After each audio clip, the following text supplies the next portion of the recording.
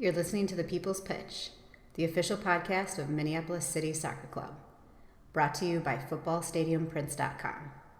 Let's start the show. And as I talked about just a couple minutes ago, as Joe Watt stands over this one, he appears to be the one taking the penalty here. This is a huge confidence booster if you're Duluth. Worst case scenario for City right here. And it stopped! Yes! And it stopped! Totally redeems himself. Matt Elder redeeming himself. Oliver with the right foot. The shot is goal! Oliver! Justin Oliver will break the scoreless tie. And it is 1-0 Minneapolis City. Is Hutton now on the offense with the left foot. Goal! And it is now 2-0 Minneapolis City. Good finish. Nick Hutton taking his quick victory lap. This is your home for uncomfortably late New Year's wishes. It is the People's Pitch Podcast. Hello and happy 2024. I am your host, Nate Morales. Joining me, as always, is Minnesota's walking, talking Petri dish. It's Minneapolis City co-founder John Bisworm. John, you were finally able to crawl out of your sickbed and log in for the show. Glad to have you with us despite your questionable health. How has it been living life like you're in the wagon on the Oregon Trail? Dude, grueling pace, low rations, man. Die of dysentery. Everyone is sick. I mean, COVID is, first off, it's real. It's not a hoax. I can state that. It just sucked, man. I was telling you before we recorded that I literally, for like 3 straight days, like worked a couple hours and slept in the same room, and there's a bathroom connected. So I was in a prison cell, basically, quarantining myself away from my family, only to find out that it really didn't work and my wife got it. Yeah, but I'm I'm COVID negative, so I'm ready to jump back in and with my youthful exuberance and talk about soccer. And we got a really great show tonight. Tonight is all about the futures and what the club is incubating out of Winter Park over the winter. So we're going to talk a little bit of an update about futures format and hear from some of the young guys, from some of the returning futures players that play on both the U21 team and then some new players from the U19 team that's brand new. And then we'll be joined by the man that will be at the helm this year for the U21 squad, newly minted head coach Josh Roy will be joining us. So super excited, ready to go. Yeah, this episode is testing positive for a great time. So let's get to it. 2 bars, baby. The control and the test. One of the first orders of business in 2024 was the commencement of the Winter Futures League. This year, the team, if you don't know, we talked about it a couple of weeks ago, but this year the team added another layer to that youth development apparatus. They've weaved a dedicated U19 futures team into the mix, and that means that City has 100 guys aged 16 to 21 right now participating in training every week, which is up from around 50 last year and the year before. And that doesn't count the college age guys who are almost certain to be back in the UPSL mix this summer that are still in school or farther away. Also account for the first team guys that are getting some minutes, on the ball, and some former legends that are trying to come back. Yep. And hang on to, I don't want to call them the glory days, but to reignite the glory, I guess you could say. Yeah, the love. Mm-hmm. I would say 100 is probably pretty accurate. And then some former pros that are just hopping in between contracts and training camps and what's next. So yeah, about 100. What does that, I mean, from your perspective, John, what does that mean to the program to expand the number of players that are exposed to the city environment? And not only that, but they are showing up and Luke Hawkinson is there, and or you know what I mean, or Eli Goldman is there. What is that? How crazy is that? How cool is that for the program? Well, I'm sure we're gonna get probably some similar answers out of our guest in a little bit here in futures coach Josh Roy. But 2 parts to my answer. The first part, when you're 16 to 20 years old and you roll up to your training and all of a sudden there's like a guy who probably should have been an MLS draft pick, but for some reason wasn't. But he was a distinguished student athlete at the Division I level at a very good program. And then a professional trying to figure out what his contract looks like and is just in town for a break to see family. And then all of a sudden you're like, I'm receiving passes, I'm making passes too, or I'm stopping this person's shots. It makes it really cool because it's like it just shows the depths and the tentacles of the Minneapolis City family, right? Yeah. I don't believe you're going to Sioux Falls Thunder tryouts or training and anyone from a Sioux Falls Thunder team from let alone last year, but 4 or 5 years ago comes back and is like, this is where I can sharpen my skills. Yeah. Right. So I think that's super cool. And that's something that's never going to go away. It's only going to get stronger with players coming back into the fold, knowing that this is a safe environment that's high level that I can get touches in, which is great. So that's the first part of my answer to your question. The second part is like what is the environment for the players look like? And when I mean players, I mean the actual players, not the red carpet guys that come in whenever they're able to. But for me, the importance is building the foundation for the future, and obviously, no pun intended there. If we can start to get this volume of talented players under the umbrella this early, the natural order of operations really does indicate that they grow, they filter down off on their own soccer journey, either with us or away from us. And we'll have these players that are not only ready talent-wise for the first team, but they'll be fully bought into the brotherhood and the club way of operating. And that's so big because what have we talked about it was our differentiator on the field for years. Yeah. It was our core, our brotherhood, our players that have played with each other, are familiar from playing against each other. They're all in. And that mindset of having all of these players in for now, not just 1 to 3 years, but having them in 1 to 3 years before they get there. And then they're there for 3 years, maybe 4. That's huge. That means that they've been with Minneapolis City almost as long as they were their youth clubs. Mm-hmm. And we're helping them with that next step, and we're only seeing them get better. I think it's fantastic. Both of the squads, the U19s and the U21s, train on Friday night. So I was able to pop in and snag a few players at each level. So first I talked to some U19s about their early experiences with Futures and what they're looking forward to. Nate here with the People's Pitch podcast. I'm here with 3 members of the brand new U19 Minneapolis City Futures squad. What's up, guys? Come on in and introduce yourselves real quick. I'm Olin Francois. I'm Eddie Puglisi. I'm Kyle. All right, tell us a little bit about where you play right now and what year you are. Eddie, you're the oldest, so you start. I play at Woodbury High School, or I used to anyways. I'm a goalie. Yeah. And where else? I play at MTA. All right. Kai? I play at Joy and at Edison. Edison. Olin? Woodbury High School and MTA. All right. So why did you guys try out for Futures? Because my mom paid for it. It was your mom's idea? Yep. All right. That's an all right reason. Olin?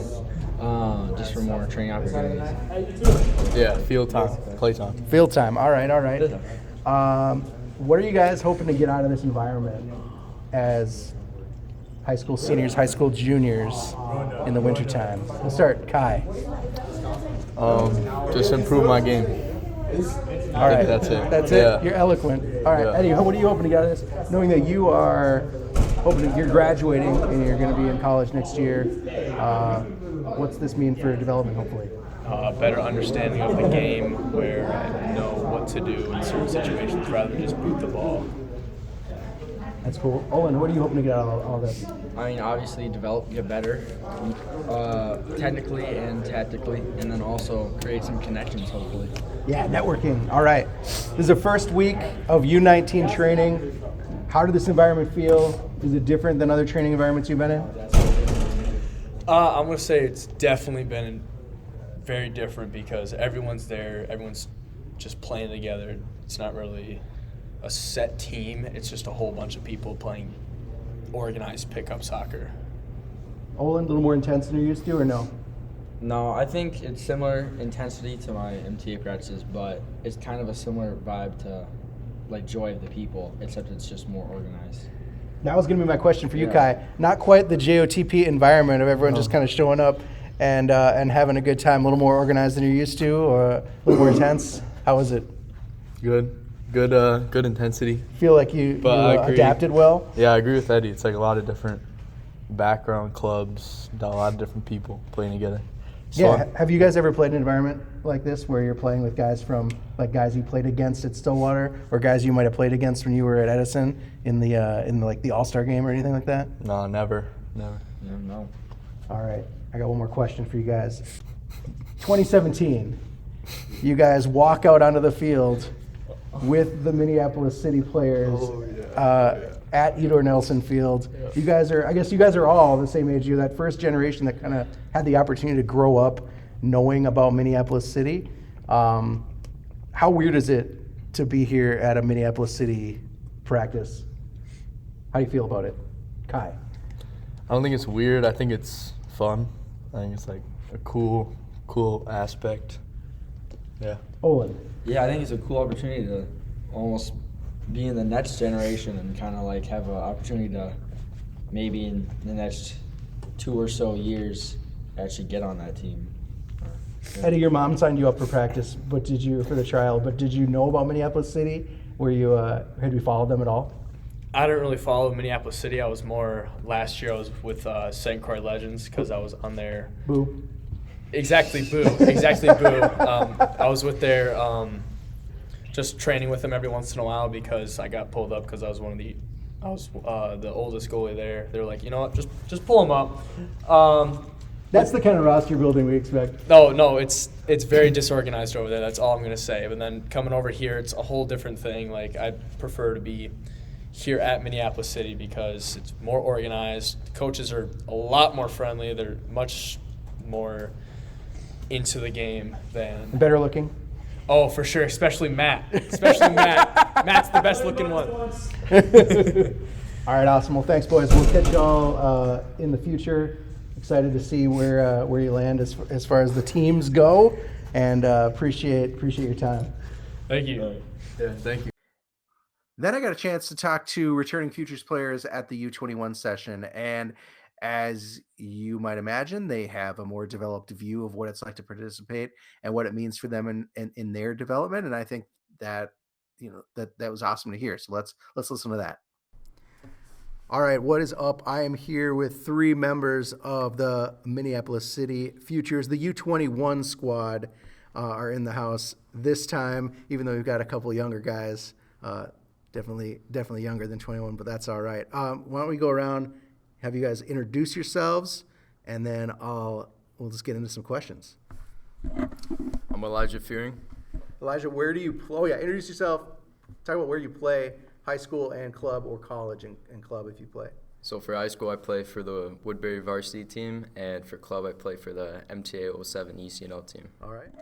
I'm Hudson Benitez. I play at Minnetonka High School, and I play on the same team as Elijah. I play for the MTA 07 ECNL team. My name's Dylan Ehlers. I went to Holy Family Catholic High School. I'm now at Gustavus, and then Minneapolis City is my club. Nice. Thank you. You guys are all returning players. You were all in the Futures program last year in its iteration. So I'm going to go around and talk. I think I want to get your perspective on as guys that have been through this already. Now you're back for a second year, maybe a third year. I don't know, Dylan, if you were around early. Second year, all right. So we'll start with you, Dylan. You as a college student, you told me last week that you're back at Gustavus. You take the bus up here on Fridays, for Futures. You spend the night at your parents' house. You bus back down on Saturday. Why? It can be quite the haul. It's a lot of work. About an hour 15 from Gustavus up to Shakopee, and my parents are.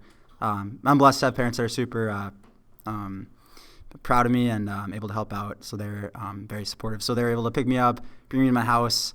I then drive from my house, my car that me and my brother share, to here, and then I'll drive back, sleep at my house, which is super nice. And then in the morning, one of my parents will drive me back to the Shakopee bus station, take the bus back down. I'll be back at Gustavus about around 1. And I would just say the main reason I do it is, at Gustavus, we're really, really good program. We're fighting hard, and I think every single one of these training sessions means a lot. And then as well as Minneapolis City, it's been night and day for me. It's been such a huge difference in my life, especially soccer wise, and all the friends I've made. But growing up, not having this sort of a program like this, and then in the past couple of years it kind of starting up, it's been absolutely amazing, and it's definitely what I need to stay in form and hopefully help my team both here and then back at Gustavus. Yeah, let's talk about that real quick, because you're growing up. You're competing for a starting role now. You're gonna start your junior year next year, right? Definitely, name's got to be in the mix. You kind of hinted at it. What kind of an edge do you think it's going to give you participating in Minneapolis City Futures, both this winter program and hopefully into the summer once we hit the UPSL season? What Coach Tudor Flintham has going on there is really special. I know we're really proud of it, and I think we're all really buying in, and have been bought in for the last couple of years, and even buying in more every single day. But I think edge-wise, training with guys who both younger, like Elijah, and like Huddy, and just getting constant pressure from these kids growing up. It's an unbelievable competition level. But back to Gustavus. We're really buying in. Seeing what St. Olaf did this year, I think it just kind of solidified the fact that we have a chance. We have a good chance to make a run and win a national title in the next years. While I'm there, I think that's a goal, and that's an absolute dream of mine that I think all of us have. So I think just staying in shape and this competition levels, unbelievable. I think the best in Minnesota, in my opinion, one of the best in the Midwest, absolutely. So yeah. All right, Hudson, Elijah, you guys are on the younger side for the U21 squad, both still in high school but returning players, which is itself an accomplishment. Talk about how participating in this environment has helped you. Participating in the environment last year helped you in your high school season and in your club seasons as well at MTA. I would say overall just speed of play, and it really humbled me coming here, because I came from just dribbling a ton, being not cocky but just a little selfish on the ball, and then I come here and people are just moving the ball so quick, and it really helped me see the field more. Hudson? Yeah, I think something that was really different is the physicality, and putting yourself the positioning and tactics is way more important here, because you're not. For me and Elijah, we're way younger, and we're not gonna be able to beat people by speed, and then they're not gonna make many mistakes. So you're not a lot of mistakes to capitalize off of. But it's really helped me develop myself tactically, and where can I find the pockets of space where I can get on the ball most easily. I can turn and find a really good option without having to make a contest or a foot race or something like that. Especially in the high school season, where there's a lot of physicality and not a whole lot of tactics behind the game. It's really helped me kind of exploit the exploit spaces where I wouldn't have seen that before. Both you guys are used to being the guy on your team, or at least one of the guys on your high school team. What's that like coming into this environment when you're surrounded by, you maybe would run into a player like each other once a week, right, in your high school season, or in your academy season. What's it like now you guys are running into 50 players like yourselves at your level every week? Yeah, I think for me it's really I really enjoy it. I think it's the game's more fun when you're not one of the better players. There's so much to learn. You always want to surround yourselves with people. I mean, just in general, you want to surround yourself with people who are smarter than yourself, and more intelligent than yourself, stuff like that. But same for soccer. You want to surround yourself with players who are better than you, because that's really the only way to get better. And I think being surrounded by people who are more physical and know more about the game and have played more has been super good for me. I've been able to play against them and kind of get that first-hand experience where you can only watch so many clips, but when you actually play the game, it's a lot different, and you build that muscle memory. Yeah, I mean, I agree. You just learn from better players, and just go, like I said, being humbled, and you can just always set that goal high. Just when you're average, just look to be above average. So it's good to come here and just fit in, but not stand out, but always strive to step above. Yeah. Dylan, quick question for you. Last couple of weeks we've had, just looking at the U21 pool, we've had some guest players, and I think you will have some guest players throughout the spring.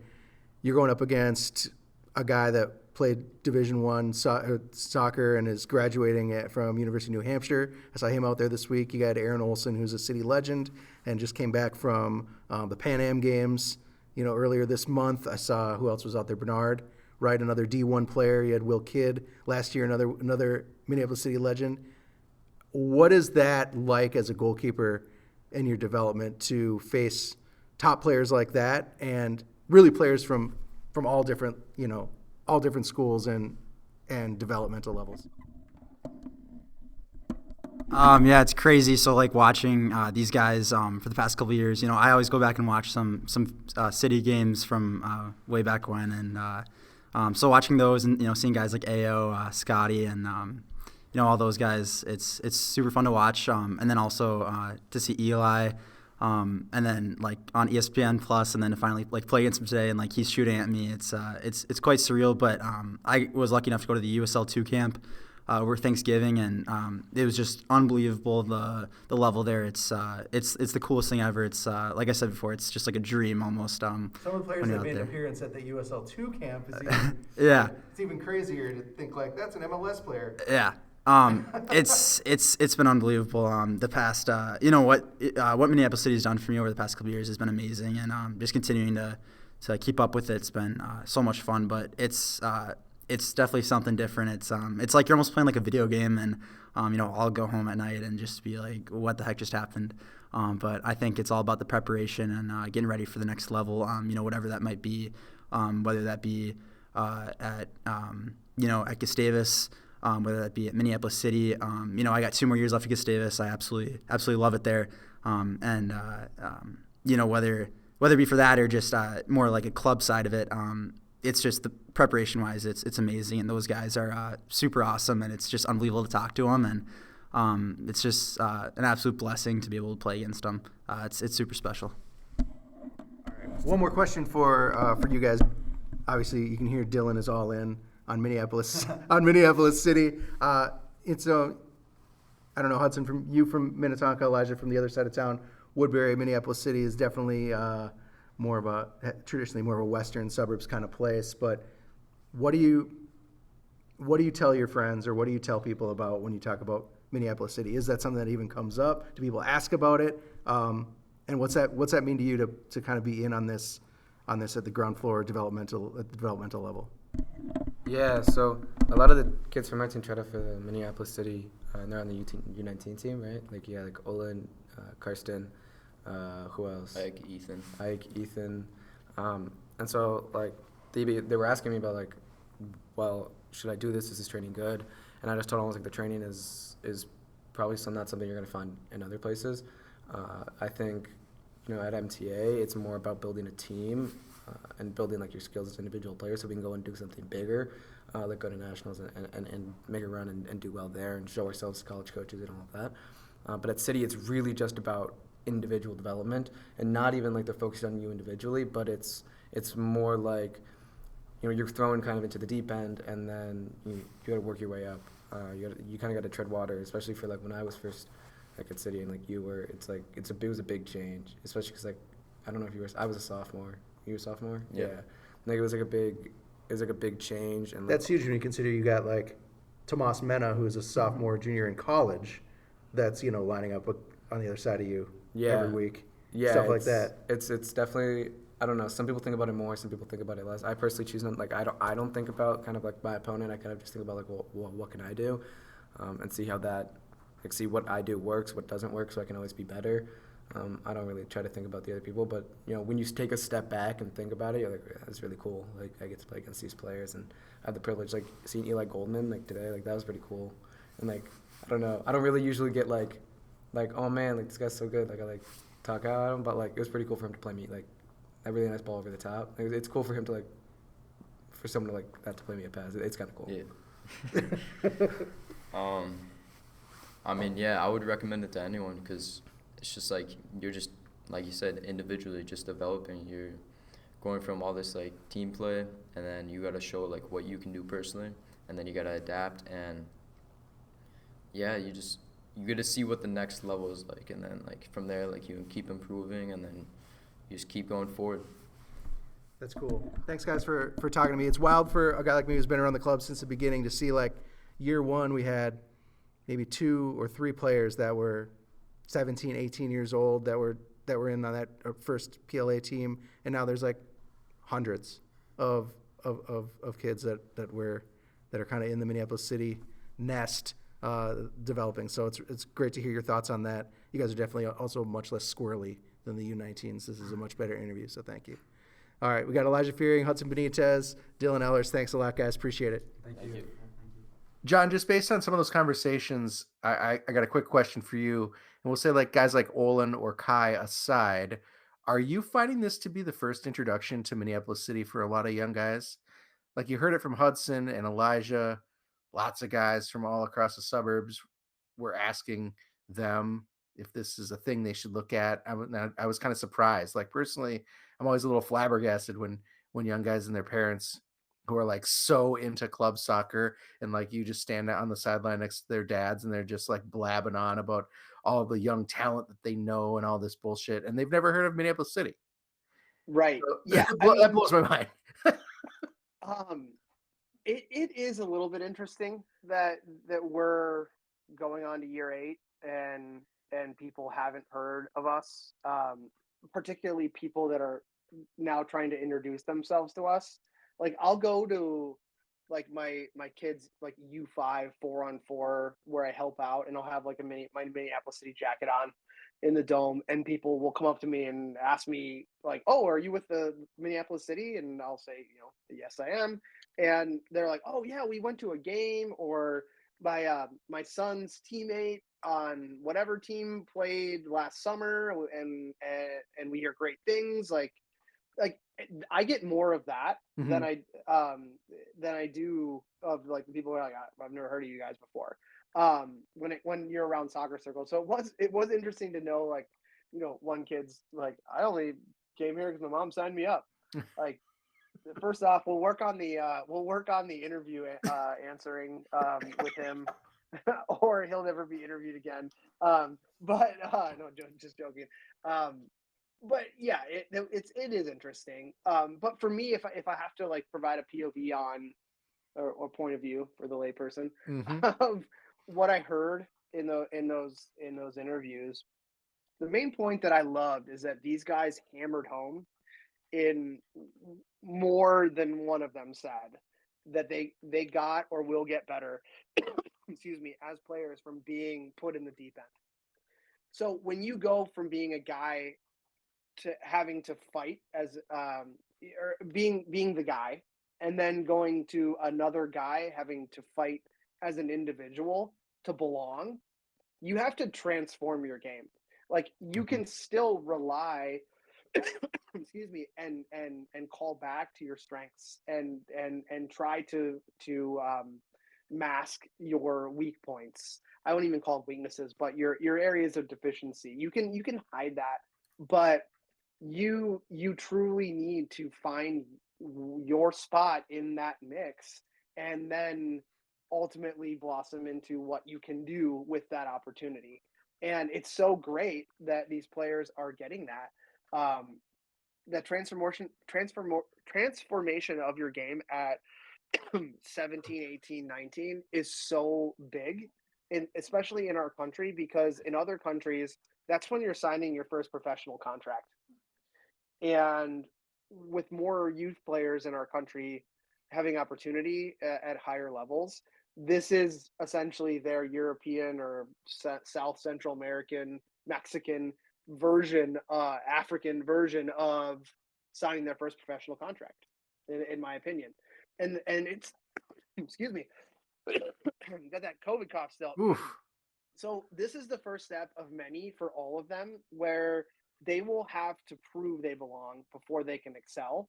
And it's so fantastic that they're getting it at this age, and they're getting it here in Minnesota in a dome in the winter, when it's, negative outside, Yeah. where a lot of players don't get that opportunity. I just wish it could actually be earlier, like 15, 16.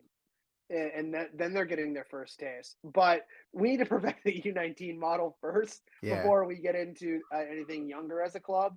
But wouldn't it be great, Nate, if 16 or under 16 was the first opportunity players had with Minneapolis City?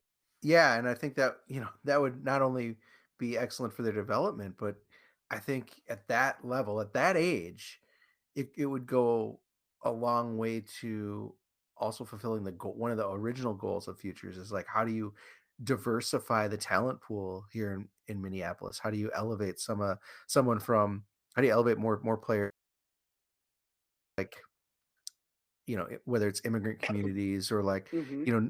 smaller programs that, attract players that might not have the most money. So I think that, like, at 15, 16, there's a lot more parity there, where you might be able to find an Ormo kid or something that is just like gonna blow the roof off, but then because they can't be at a club week in and week out over the next 2 years, they disappear. Or Talent-wise. they're so comfortable in the trained mindset from a club that they've come from, or they've been so trained as, like, you are a center back, or you are a striker or a center midfielder, that it takes prying them from that to put them in an environment like ours, to Yeah. then say, like, I don't give a shit where you came from or what they told you. Here, your skill sets dictate that you are more diverse than what you were pigeonholed into. And that's what that to me is where the downside of U.S. soccer is, at the youth level. And man, it would be so great to be able to continue the melting pot of talent and diversity that we have, that like filter it down younger. It'll only continue our mission of making soccer here in the state of Minnesota much better. Yeah, well said. We are excited to keep the Futures train a rolling with one of the newest additions to the Murder. We've had some changes within the club the past couple seasons, from moving the NPSL team to the USL2, our longtime coach moving to the soccer front office. We have a new president, and most recently, the movement of our Futures architect, Jeremiah Johnson, to director of soccer.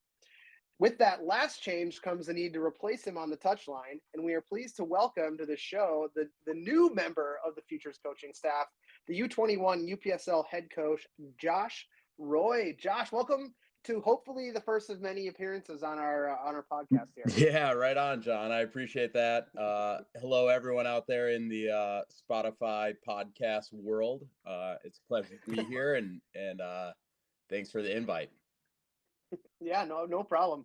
So you were just on a trip across the pond, which I assume from the receipts was a scouting trip. How did that go? And did you find us like a 20-goal scorer while you were across the pond? Yeah, if you rubber stamp those reimbursement charges, you'll find out just how many goals I can bring back from across the pond. But yeah, my wife and I were able to get away for a week to do a little vacation, and we caught Manchester United versus Spurs at Old Trafford, which is a bucket list item for me, being a United fan. Nice. And it was just fantastic being over there, and like match day was super cool, being in a pub near the stadium, and then like walking to the stadium amongst a sea of people that were all in red. United put in a performance that was about expected, but in this day and age, a 2-2 draw against a top 6 team over the course of the last 3 seasons is actually sort of okay for United. So it was great. It was a good trip, and I'm happy to be back. Well, if you tell me that Anthony is the 20-goal scorer, I'm not reimbursing those receipts. No, it was some guy in the park just around the corner from the hotel. He had some game. So we ask all our first-time guests this question, but tell us about you. You know, what's your personal soccer journey, how you got started in the game, and how it followed after that. Yeah, my soccer journey is probably similar to a lot of people who have ended up in the coaching profession. I grew up playing soccer. I'm from Mankato, Minnesota, so small town, small club. Got as much training as I could growing up. Played at Gustavus for 2 years, and then worked in as a student assistant coach for a couple years. And then as I got up to the cities post-graduation, I started coaching youth soccer, Eden Prairie Soccer Club, Edina Soccer Club, Corver coaching, ODP, Dragon Soccer, Holy Angels Boys, Eden Prairie Girls, et cetera, et cetera. You name it, I had the gear at one point or another. And I did that for about 8 to 10 years while working at Soccer Express, which is a blast from the past, I guess. And then in 2014, I jumped into the college coaching ranks after doing youth soccer for a bit of time. So I went back down to Gustavus, worked there for 3 seasons, and then had the opportunity to move to McAllister College as the assistant coach there, and was there for 6 full seasons before transitioning to a different career path, professional journey, and that's opened me up for the opportunity to be here with Minneapolis City. So correct me if I'm wrong, but the Eric Nordquist was on your high school soccer team. Was that correct? That is 100% correct. I did remember right. Okay, good. Yeah. I was like, I'm going to throw this out there, and I think it, maybe I dreamt it, but I'm glad it's true. No, Nordy was he is a good dude, a really good keeper. And I think there's a Chinese buffet in Mankato that we visited during 2 days that still probably, trying to recover from the amount of food that we all ate. Man, I can't imagine Nordo out there after a buffet's worth of orange chicken just having to stand in one place. Well, I mean, maybe if the stars align, we can recreate it for like a Legends game. I'm gonna write that down. I have so many questions to ask both of you about your playing time, but we'll do that another day. So it's I've been documented to be more unusual than some connected to the club or the show, but I was one that had already known about who you are and your body of work at McAllister. And your name had kind of been tossed around when openings on the Minneapolis City staff did come up in the past, but now you're here. And what did you know about Minneapolis City before coming, and how did you ultimately find us irresistible and join on? Yeah, I mean, I think I followed it from the start. I was a little bit from the distance, but again, going back to the Soccer Express days, I used to work with Matt Elder, like way back when he was a high school kid, and I was probably just out of college. And I remember like going to a game at South High School in Minneapolis. Yeah, the Barnyard, yeah. Probably smuggling in a couple things in my pockets that got past the ticket checkers. And I think there's just a community aspect of the club that's really refreshing in the modern run of what youth soccer is and what soccer is in America. It's neat that there's this connection point between fans and players and staff, and the club stands for more than just soccer on the field. It stands for something that's intangible and something that's relationship based, and I think that's really exciting, and it's something that is part of what true grassroots soccer really looks like on the world scale. And if we can do it here in Minneapolis, maybe other places in America can do it too, and ultimately the game will grow. Yeah, that is a much better answer to how did you get involved than my mom signed me up. Well, I don't know if my mom knows how to work a computer, so we're good on that front. Well, Josh, it's great to meet you, and welcome to the most prestigious podcast about Minneapolis City in the world. as John and I mentioned just, a moment ago in the course of discussion before you joined the call, the team this year decided to add that U19 level to the Futures ecosystem. And that has obviously, um, shifted the UPSL team that you're taking over. How does that addition, and the addition, meet, and also that means the addition of another team competing in the UPSL benefit that U21 team as well as the full playing side of the organization? I think there's a few different ways that it's going to benefit the overall structure of the club and ultimately really benefit the soccer players in Minneapolis and St. Paul, the Twin Cities Metro, and really the great state of Minnesota. There's now two teams. During the winter, we have nearly 100 guys that are in on training days between the two groups, 50 and 50. So that opens up more opportunities for players to play and compete and get exposed to a different level, get exposed to different coaching, get exposed to different perspectives and teammates and challenges. And then as it transitions into the summer, the truly competitive season, we're going to have about 60-ish spots between the two squads. And it's going to allow players to really showcase their talent against other quality players. And when you really think about what the club does for the overall soccer scene in the Twin Cities and Minnesota, it fills this gap and helps create this transition platform for players to move from the youth soccer into the next stage of adult soccer, whether that looks like college soccer for some, pre-professional soccer for others, or it's something in between. It building out this U19 level really creates that pathway. So we're now going to be able to see players come through the U19s for a couple of years into the U21s, into the 1st team, and that pathway is going to be really bona fide, and there's going to be a lot of stories of players that rise up through the ranks over the course of time. And it makes it a little more seamless.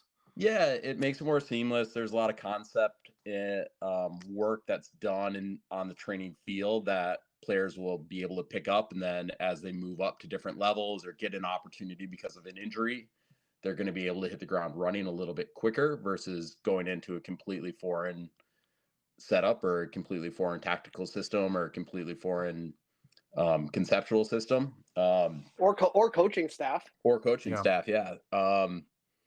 And then I think the other thing that's really beneficial too, I mean, iron sharpens iron. So the fact that we have more players in the pool, more players playing, and more players competing, the best players are going to continue to. And it's going to be a really beneficial development opportunity for players to really challenge themselves and push out of their comfort zone and grow as a result. Yeah. I think what you just said gets at a little bit at what I'm going to ask next, but I'm wondering if you can talk a little bit about how the existence of this new U19 opportunity could benefit the players that might have had to wait a couple more years to participate, in years past. When you think back on our U23 team, the original Minneapolis City 2, and kind of how it has existed in the past couple of years for the UPSL, there are so many more kids now that are 16, 17, 18 years old that have an opportunity to, as you say, jump in there, and iron sharpens iron. And I guess my question is, in their more day-to-day environment, outside of Minneapolis City as a supplemental training opportunity, how is this gonna benefit them? Some of these answers might seem really obvious, but I think I have a hunch there's more under the surface when viewed from a perspective like your own of a college level coach and someone who's been coaching for so long. Yeah, I mean, I always think back to my youth soccer days and when I was growing up, and this might age me a little bit, but we played in dual band age system. So there's a 2-year cycle where 1 year you're coming in as the young guy for the U16 team, and then the next year you're the older part of the U16 team, and the roster is sort of turned over on a 2-year cycle. So it allowed a younger player to come in and see what more experienced or older players were doing. Mm-hmm. And you learn by playing against players who are a little bit more advanced, whether that was 6 months more advanced, 8 months more advanced, 12 months more advanced based on birth date or sort of experience. But this opportunity with the U19s being in place allows for these younger guys to come in and see what a college sophomore or college junior has been doing, and they can learn through like that process of just being like, okay, you've been at a different level, you've seen something different, you've gotten out of like this particular soccer scene, and you've picked up different skills, different traits, different decision making moments. How can I learn from that? So I think that's going to be really beneficial to some of these players. Mm-hmm. Just seeing like how guys approach it. I just even think of something really basic of like dynamic warm up and activation activities, the way that a 20-year-old might approach that, who's been through 2 seasons of college soccer and maybe has like an NCAA appearance or 2, and how they approach that might be different than how a 17-year-old approaches it. And maybe that 17-year-old picks something up Yeah. of like, this is how I prepare my body for the next 1 hour of training, and like I need to dial in, versus I'm 17 and I'm Gumby and I can just like move and do whatever, and like I'm gonna be able to kick a ball perfectly fine in 10 minutes. Yeah. I think the other component too of, and I hope this is something still being pretty new to the club, I hope this is something that comes to fruition, is just those casual conversations of guys talking on the sidelines and talking before training, talking after training. This is what my college search process looked like. This is what my soccer experiences look like. This is a lesson that I've learned about how to train, or how to deal with nutrition, or how to deal with sports psychology. And hopefully some of these older guys can share the wisdom to the younger guys, to help give them a step up. And then, ultimately those younger guys might be able to bring it back to their other teammates in their other playing environments. And again, high tides rise all boats. Yeah. What about attitude wise? I mean, do you see a lot of kids who kind of come into this U19 environment like thinking that they're pretty much the shit? They've been the best player on their team, and I see it. in like whatever, I mean, best player on their team at Keelix or whatever, and now it's like, oh snap, I am middle of the road here. I mean, yeah, players always have, good players have an ego. There's that comes with the territory a little bit. Even coaching staff, you look at Biz, he turns up for a U19 session and thinks that he's Billy Big Time when he comes into the dome. Yeah, he wears And, he put cleats on a couple weeks ago. He's like, this is how you coach. yeah, What? they All weren't right. they weren't new cleats. I didn't see him put the mink oil on. So I don't No, know he if it put the counts. old, like I'd never seen. I think I saw like I was cleats wearing like a that pair. in I a was wearing a pair of Pele's. PBS special. I think there was a Ken Burns documentary about those cleats. Biz, I heard you reference Pele's. I have They were. a Pele brand rain jacket that is the best rain jacket that I've ever owned in my entire life. I still have it in my closet, and I wear it every single time it rains. It is foolproof. I have 2 pair of Pele brand soccer cleats, and they are both the best, probably the best made soccer shoes I've ever had. And I have a lot of soccer shoes, and everyone looks at me weird, and I'm like, they killed off the best soccer brand ever. Really, they did.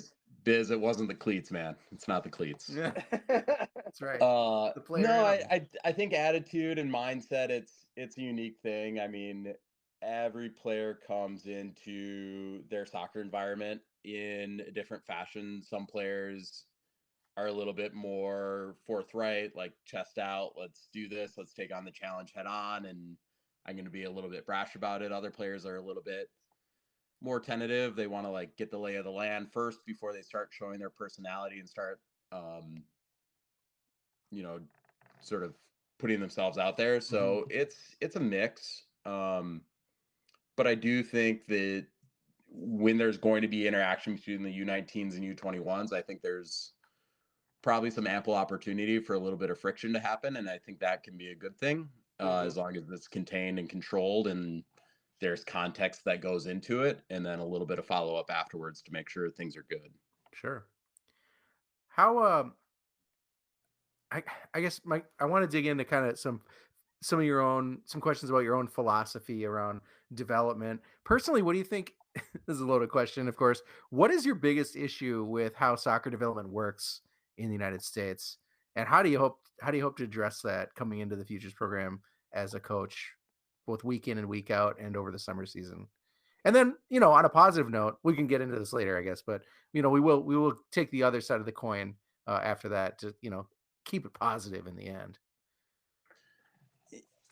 Yeah, I think boy, that's a tough question. It's a lot. There's a lot to unpack there. I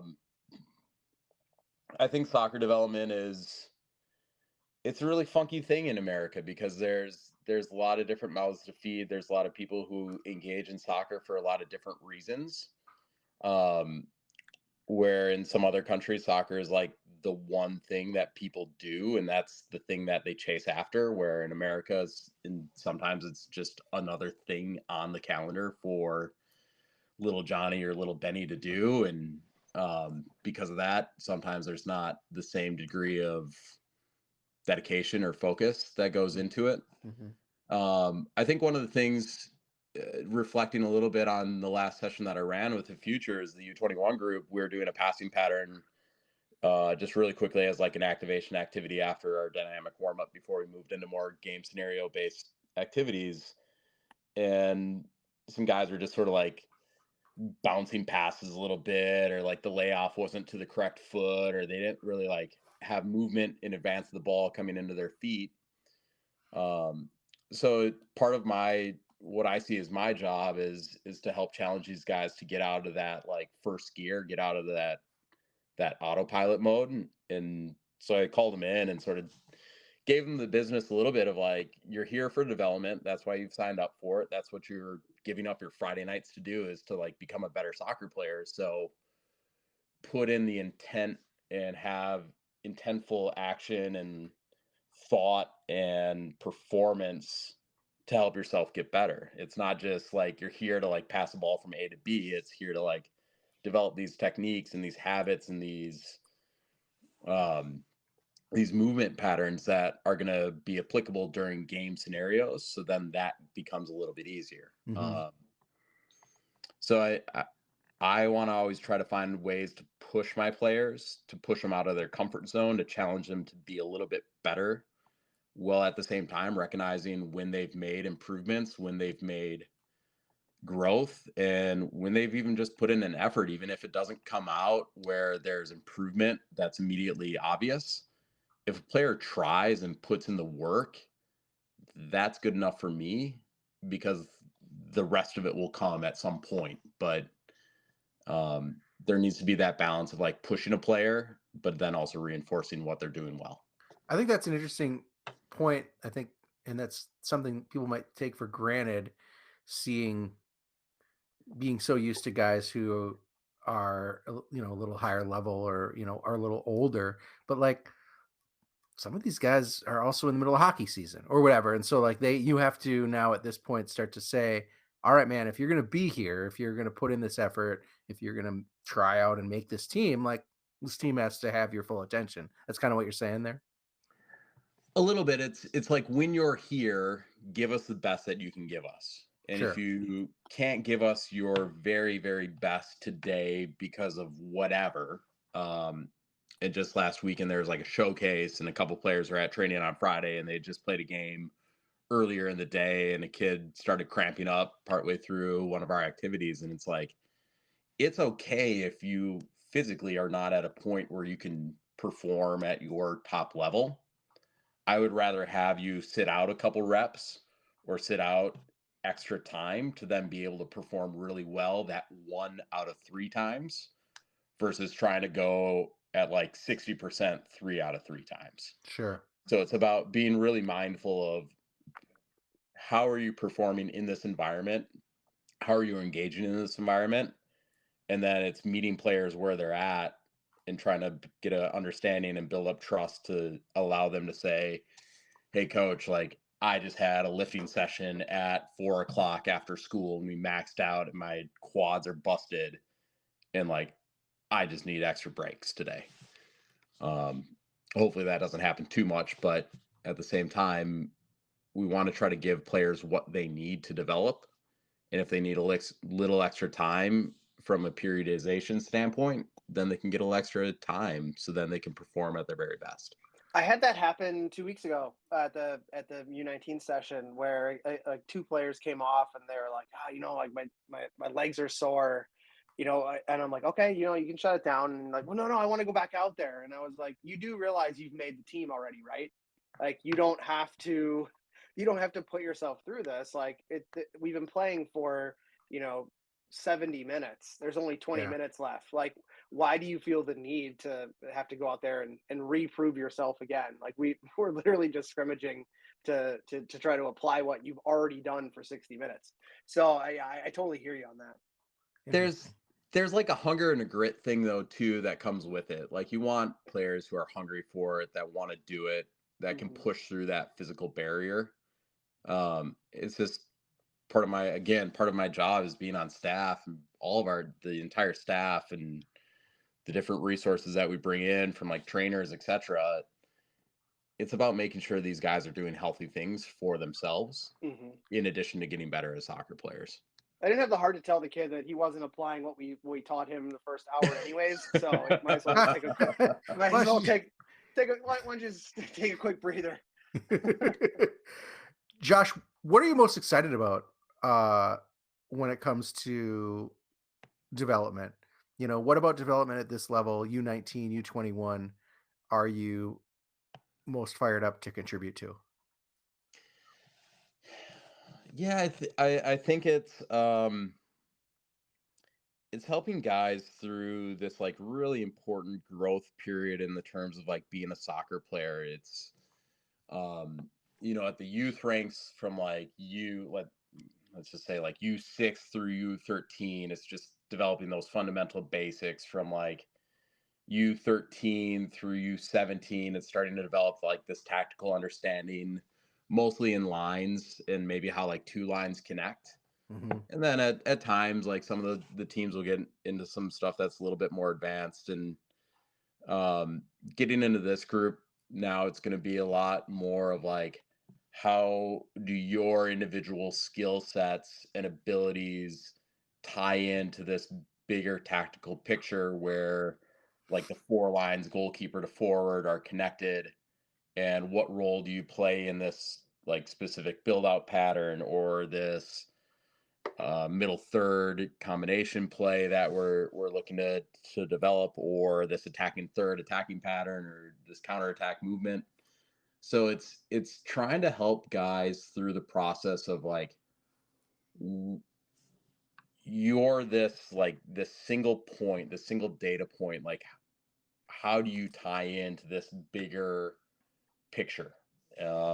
Like what is your role? How can you like play to your strengths and like really take advantage of your strengths? It's, as corny as it sounds, like you think of like Clifton Strength Finder 2.0 or whatever it's called now after like the numerous rebrands, and the whole philosophy behind that sort of developmental philosophy. It's like, find your top strengths, figure out how to enhance those top strengths, and then figure out how to apply those top strengths to the job that you're trying to do. Yeah. So a lot of ways it's similar to like where these U19 and U21 players are. It's like, what are you really good at? Like, who are you as a soccer player? Like when a coach looks at you, are you the fast guy that can beat players out wide? Are you the goal scorer? Are you the lockdown defender? Are you the guy who's dominant aerially?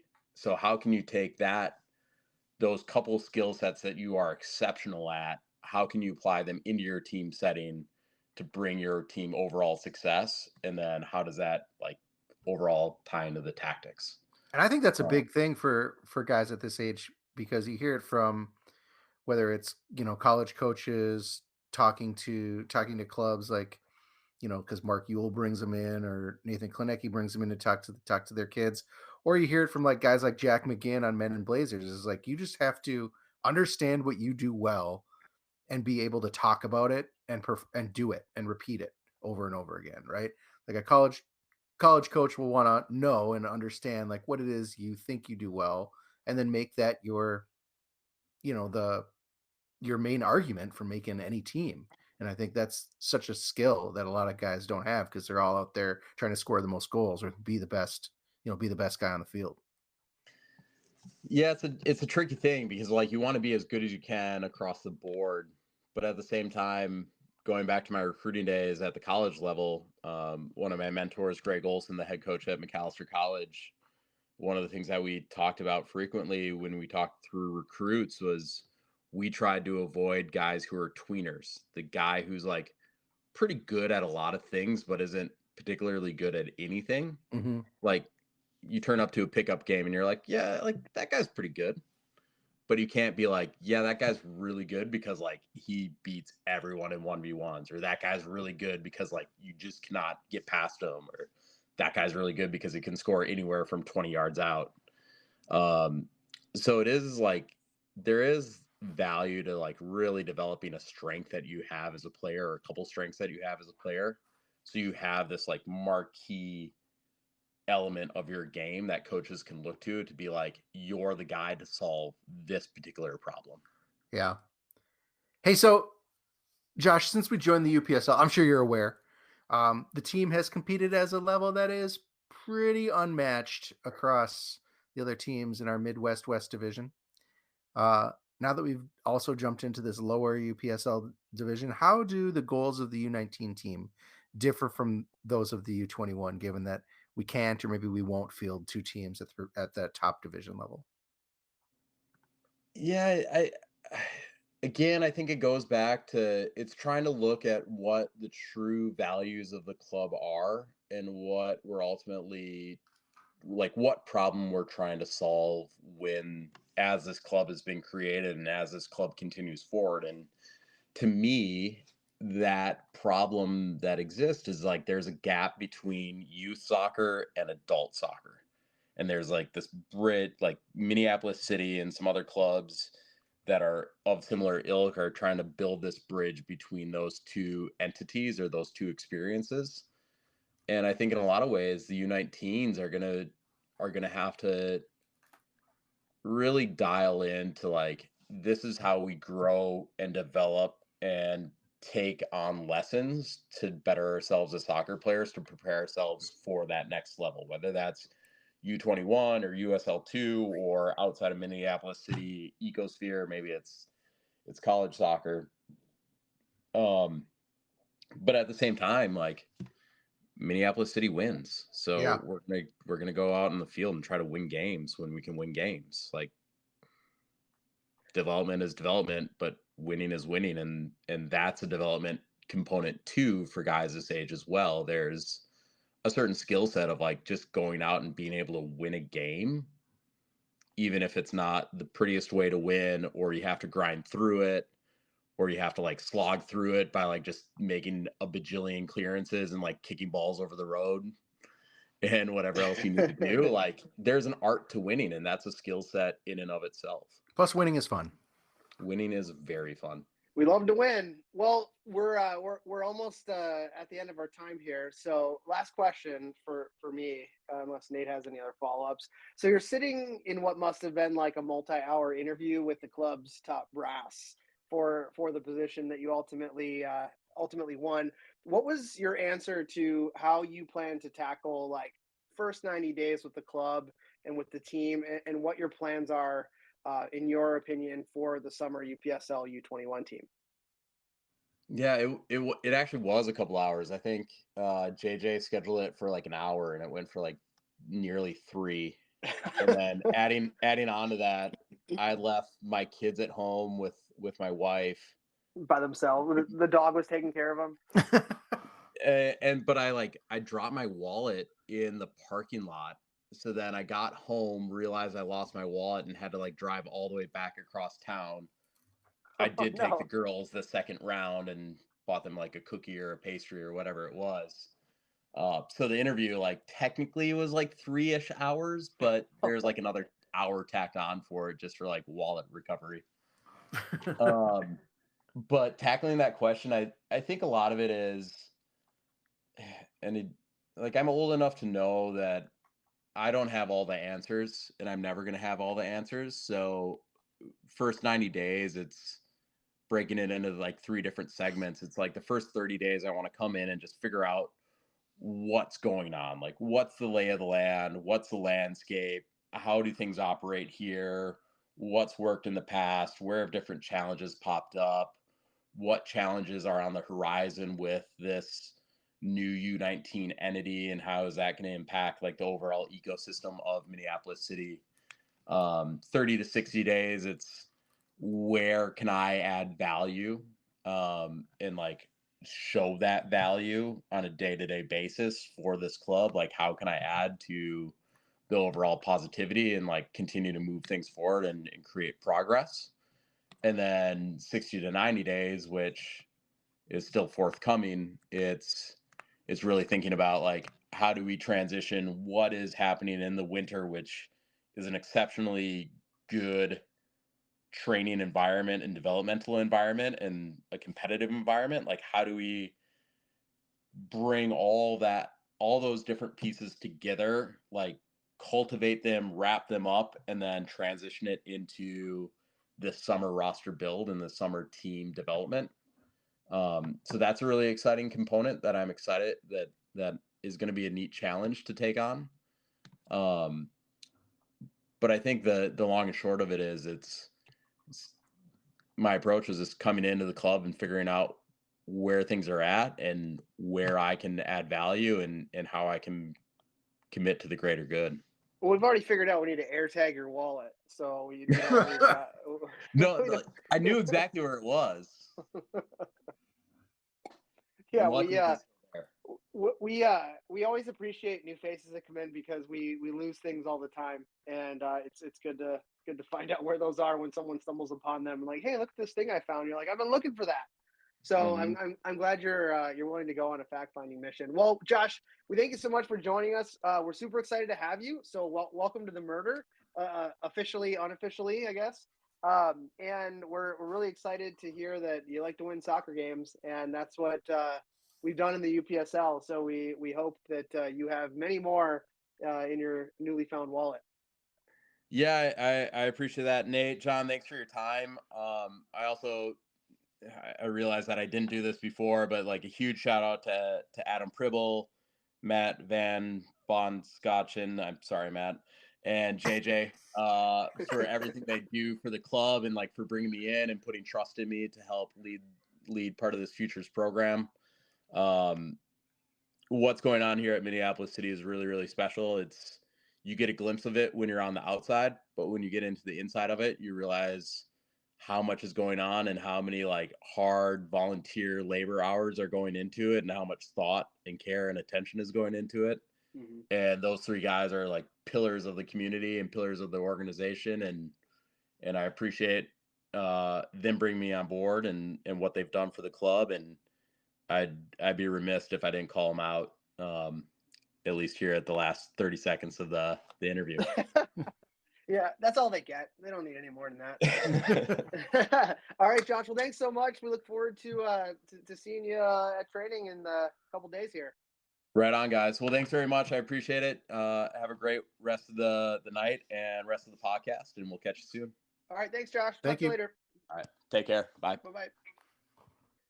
Thank you for listening to this week's show, and thank you to our wonderful show sponsor, footballstadiumprints.com. Our friends over there at footballstadiumprints.com, always expanding their soccer-focused t-shirt designs, their prints, and more. I just picked up the Jesus Saves goalkeeper shirt. Nice. Solid. I love it. Mindy is not a fan, but that's all right. I finally got the Ibsen one, John, and then you're next on my list. Oh, perfect. So don't forget, and this is what I did. I used the code CROWS10 and got 10% off my total purchase and all U.S. orders. They ship right from the States, so no pesky international shipping charges. As a reminder, Minneapolis City is a 501c3, so you can feel good about maybe that your membership doubles as a charitable donation to a club that does so good. Memberships for the 2024 season are on sale now. Make sure to cement your seat in the stands and get some sweet swag, all for a price that just destroys other clubs that may or may not have a functioning front office right now. Head to mplscitysc.com and get yours today. If you're interested in getting a hold of John or I, you can hit us up on Twitter X at mplscitysc or us at the show at The People's Pitch. Otherwise, you can email us, mcscpodcast@gmail.com, and coming soon, Instagram and Threads. We'll let you know when that happens. Yeah, that is all. buddy. We're threading. That is all for this week. I am Nate. That was Josh Roy, and of course, John Bisworm. We will be back with more in the coming weeks, talking to more folks who are spending the offseason getting the club ready to compete at all levels this summer. And he got hoofed. Don't get COVID. And he got COVID.